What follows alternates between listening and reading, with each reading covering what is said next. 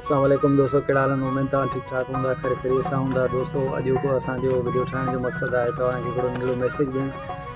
सो दोस्तों मैसेज इहो आहे असांजा जेके सिंधी दोस्त ॿाहिरि आहिनि जेके सुठो टैलेंट रखनि था पाण वटि, ऐं हीउ जेको सोशल प्लेटफॉर्म आहे ख़ुसूसन यूट्यूब, ऐं इन खे तव्हां जेको आहे सो फ्री टाइम ॾियो ऐं इन ते थोरो कमु कयो। जीअं त तव्हांजो जेको एक्स्ट्रा टाइम आहे त हीअ तव्हां ॾिसी सघो था यूट्यूब जी असांजी सेकंड सैलरी आहे 50,000 पर मंथ। सो असां हिन ते एतिरो ख़ुसूसन कम बि कोन था कयूं, एतिरो टाइम बि कोन था ॾियूं। पोइ महीने ॾेढ तव्हां ॾिसो हूंदो त का अहिड़ी वीडियो असां अपलोड कंदा आहियूं। सो चवण जो मक़सदु आहे त असां खां वॾा पाकिस्तान में सिंध में यूट्यूबर आहिनि जेके हिन खां वधीक बहितरीन इनकम यानी कि अर्निंग कनि था यूट्यूब तां।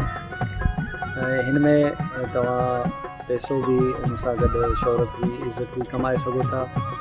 ऐं बहितरीन ख़ुसूसन जेको यूट्यूब आहे उनजो तमामु हिकिड़ो बहितरीनु कमु आहे जंहिंमें तव्हां सुठी अर्निंग बि करे सघो था।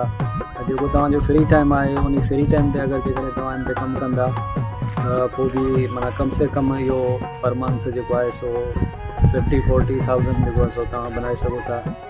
को बि दोस्त अगरि हिन ते कमु करणु चाहे थो त असां लाइ जेका सपोर्ट हूंदी, जेका हेल्प हूंदी उहा तव्हां सां कंदासीं।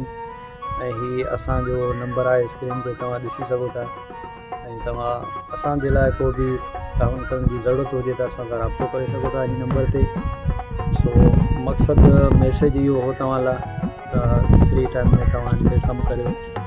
ऐं ख़ुसूसन असां ते उन्हनि दोस्तनि जी बि महिरबानी जेके असांजी वीडियो खे लाइक कनि था, शेयर कनि था, ॾिसनि था, जेके व्यूज़ आहिनि, सब्सक्राइबर आहिनि, उन्हनि जा बि असां शुक्रगुज़ार आहियूं दोस्तनि जी महिरबानी। ऐं ख़ुसूसन असांजो जेको कंटेंट आहे यूट्यूब जो उहो आहे म्यूज़िक जे हवाले सां, जंहिंमें मरहूम उस्ताद मोहम्मद उर्स चांडियूं जा सॉन्ग ऐं असांजो दोस्त भाउ महबूब म्यूज़िक उन्ही जा महफ़िलनि जा प्रोग्राम गाना तव्हां ॾिठा हूंदा।